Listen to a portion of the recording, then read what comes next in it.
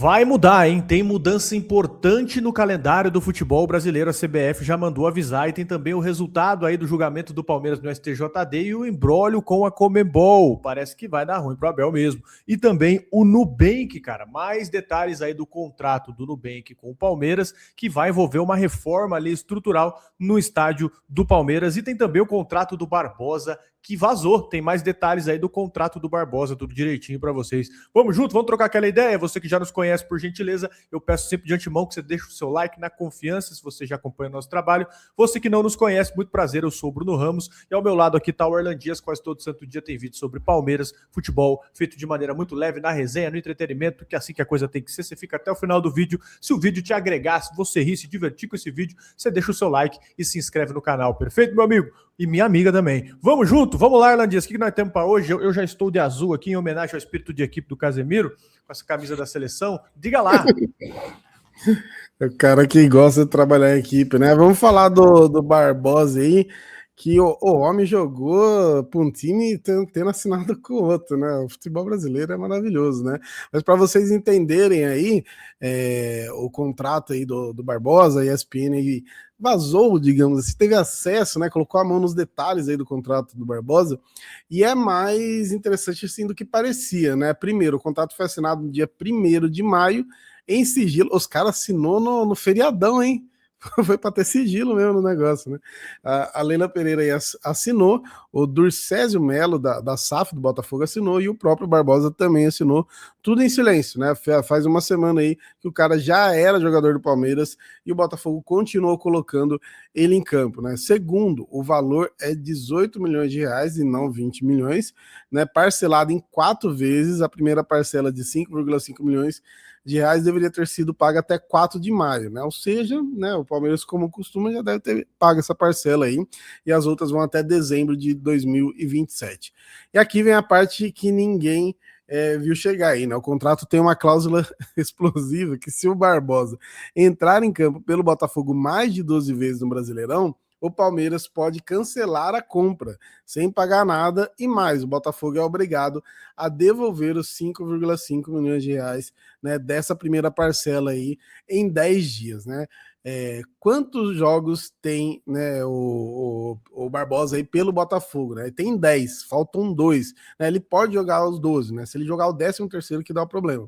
O Botafogo ainda tem 4 jogos antes da Copa do Mundo: Atlético Mineiro, Corinthians, São Paulo e Bahia. Só pedreira, né? Só pedreira ainda para ajudar.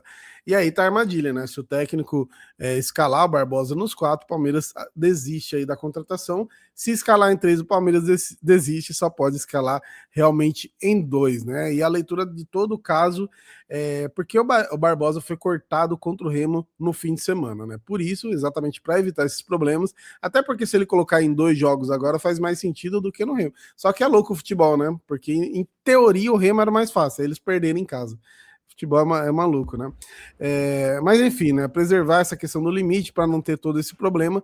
E o tamanho, né, que tá o jogo de um lado e do outro, o Botafogo tá sob tutela judicial, né? O dinheiro do Barbosa aí vai pagar a folha de funcionários atrasada, né? Aquele que a gente costuma falar, né? Vendendo almoço para pagar gente, é quase que literalmente a situação do Botafogo atual. Você vendeu um jogador tão importante aí para pagar uma folha salarial, né?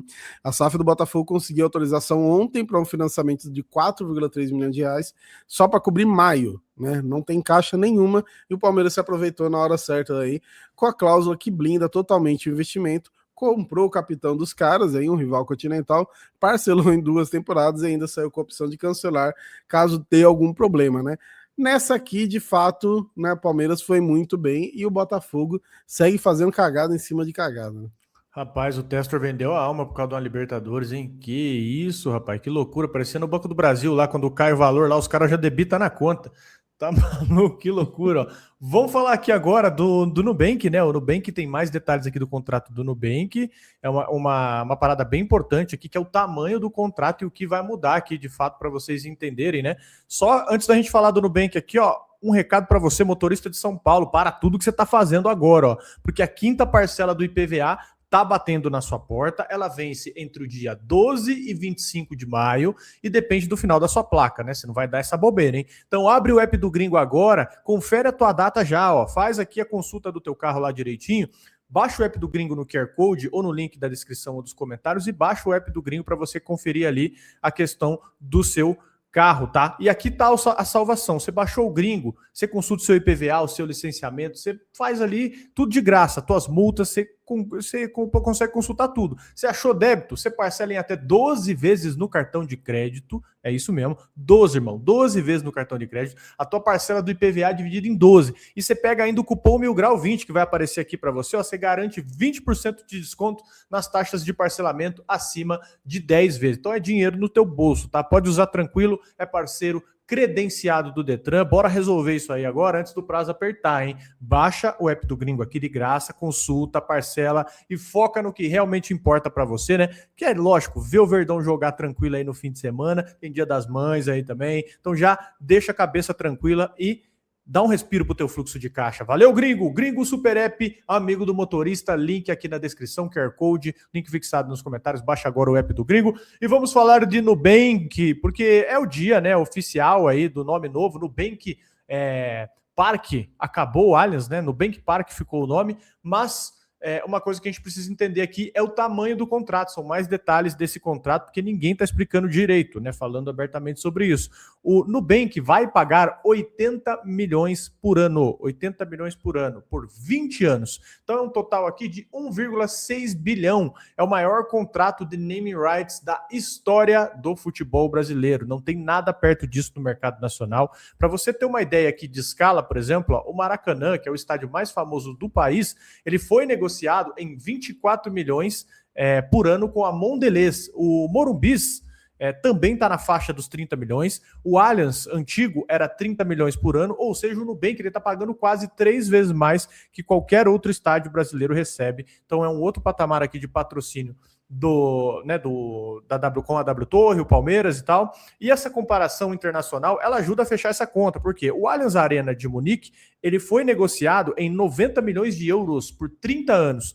O Emirates do Arsenal, 100 milhões de libras por 15 anos. E o Nubank Park, em proporções ali, se tratando de níveis europeus, né, tem esse nível, tem essa pegada de nível europeu. É sinal de que o mercado brasileiro aí de name rights, ele amadureceu bastante, você tem um nível hoje muito legal aí de pagamento, né? Mas o que a torcida também precisa saber é o que vem além desse dinheiro, né, desse dinheiro que está sendo colocado ali. O contrato, ele prevê uma reforma estrutural aí completa do estádio em junho e julho. Inclusive o nome do Allianz Parque, ele está sendo retirado já, né? Mas vai ser feito uma estrutural ali completa durante junho e julho na parada da Copa do Mundo, que vai ser a nova identidade visual, vai ser a troca dos placares, vai ser um sistema de pagamento sem dinheiro nas catracas, vai ter uma biometria modernizada, vai virar ali o primeiro estádio cashless do Brasil, que é tudo bancado pelo Nubank, fora aí os 80 milhões anuais. E por que eles pagaram tanto, né? Essa é a questão aqui, né? O Nubank ele ultrapassou 100 milhões de clientes em 2025 e virou o terceiro maior banco do Brasil aí em relação ao mercado em 2026 agora, né? O terceiro maior banco. E comprar o name rights do Allianz é o quê? Não é só uma mídia, tá, rapaziada? É um posicionamento institucional. Tá sinalizando para o mercado financeiro aqui que eles querem, de fato, ser um dos bancos preferidos da população brasileira. Já mas ficar ainda mais nesse patamar. O mesmo movimento que o Itaú fez ali quando ele comprou o name rights lá da Arena na Argentina. Mas tem um risco também nessa questão. O name rights, ele é receita garantida, mas ele vem com uma perda de controle ali por 2 décadas, né? O Palmeiras / W Torre, né, assinou ali com o Nubank, o Palmeiras é um intermediário nessa questão, é um stakeholder aí, né? E o que acontece? O Nubank, ele pode nem existir mais nesse tempo, né? Basta lembrar aí que em 2026 ninguém imaginava o Allianz ali pagando o name rights pelo Palmeiras. Então, assim, é um tempo traiçoeiro, né? A diretoria ali, ela precisa ter umas cláusulas de proteção bem desenhadas nesse sentido, né? Para você garantir que a empresa fique estável até lá. E a gente sabe que a gente teve aí alguns problemas recentes no setor bancário, né? Você está vendo muito banco quebrando no Brasil, mas o Nubank parece mais estável nesse sentido, é uma das empresas do setor bancário que mais cresce. Mas para o torcedor, o que está importando é essa grana no caixa, né? Uma verba de reforço. Essa verba não vai inteira para o Palmeiras, tá? Vale lembrar. Não é uma verba que vai inteira para o Palmeiras, mas é uma coisa ali que ajuda você continuar competindo em alto nível, né, cara? Aliás, lembrei que preciso recarregar meu cartão lá que compra lá naquele cartão azulzinho. Que é um esquema. Vou amanhã lá, preciso recarregar para comprar o refrigerante a R$14. Mas enfim, Tomara que vão melhorando aos poucos mesmo, né? A experiência do estádio, que ali já é um estádio realmente bem legal pra gente. Tanto show quanto jogo é muito bom, né? E tomara que realmente venha essa melhoria, né? E o Nubank, pelo menos, né? Pelas notícias, pelo tudo que a gente tem acompanhado, é uma empresa confiável, né? Briguei com o banco aqui para aprovar seu financiamento. Qual banco aprovou? Perdoou outra dívida aí? Você já falou, e o Nubank? Aquela coisinha que Nubank, nós temos no passado lá ficou para trás? cara, eu vou abrir aqui, tá? Eu tinha uma dívida não grande, era ok assim com eles. Eu paguei R$ 10 ano 10 passado. reais, olha aí. Você fez o. R$ 10. Como é que é o nome daquele plano lá? Aquele, fura-fila lá? Não, fura-fila do. Como é o nome daquele plano lá? Tem um plano, né? Que você faz Desenrola. isso aí que você. Desenrola, você desenrolou com os caras mesmo, hein? Deu um nó no bem. Querendo ou não, o patrocínio já fez aí o efeito para você, né, cara? Pois é, inclusive fica a dica aqui: espere em dezembro para quitar suas dívidas. Olha lá. Ó, e para comprar carro também, viu? Espera até dezembro para comprar carro. Os caras desesperados para vender. Ó, antes de você vir com a questão da CBF, a mudança do calendário da CBF, tem aí também passar para vocês a questão do tribunal. Ó. 3 coisas que aconteceram hoje nos tribunais: uma boa para o Palmeiras, uma ruim e uma ruim também, acho que dá para se dizer, né? A primeira, que é boa, o STJD julgou hoje cedo a invasão do fantástico Hulk lá no clássico contra o Santos e absolveu o Palmeiras. Absolveu o Palmeiras sem multa, sem perda de mando, nada. E a 5ª comissão disciplinar aí, ela reconheceu que o Palmeiras agiu certo, identificou o torcedor ali, registrou o boletim de ocorrência, bloqueou o CPF do cara para sistema de venda de ingresso.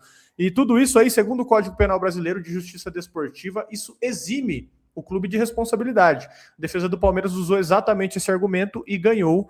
E aqui é importante separar, né? A multa de 100 mil, ela seria simbólica para o caixa do Palmeiras, mas a possibilidade de perda de mando, ela era complicada.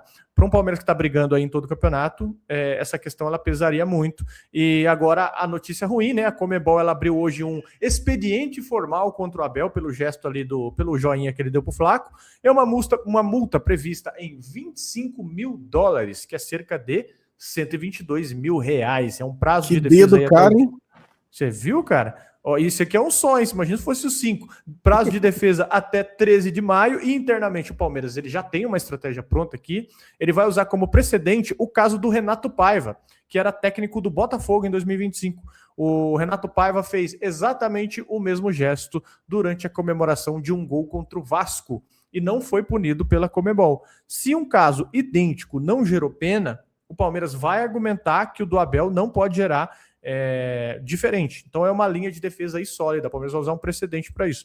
Mas tem um detalhe aqui também que pegou mal, né? Internamente, os dirigentes da Conmebol, eles não gostaram das falas recentes do Abel ali sobre gramado e calendário. Então, isso pode gerar um incômodo, né? E os caras podem até acelerar essa punição aí por causa do gesto, né? E não é só um gesto isolado que está em julgamento, é o tom geral, né, do Abel aí com a entidade nas últimas semanas. E, enfim, como eu já falei até na pauta anterior, também tem essa questão aí que o Abel pediu a mudança de jogos para a CBF e foi negado. Mas nunca houve um pedido formal, porque o Abel ele reclamou, né? Falou que havia feito um pedido para a CBF para mudança, mas não houve um pedido formal, o Palmeiras não formalizou. Então, assim, o Abel ele falou para a mídia uma coisa que não aconteceu, né? Vai gerar um constrangimento aí até para ele, porque a CBF vai cobrar uma explicação.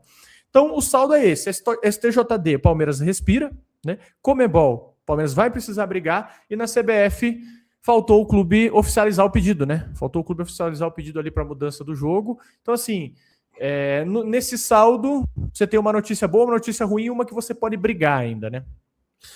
Exatamente, né? E dentro desse lance aí do calendário, a CBF mexeu aí no calendário do futebol brasileiro para 2027, né? Anunciou aí uma reforma. Uma coisa tem que falar, né? Tudo bem que não tá fazendo mais que obrigação, mas o Samir entrou falando que ia mudar, pelo menos a gente tá vendo ele fazer, tentando, né? Se vai melhorar, aí já é outra coisa. Pelo menos tentando, tá.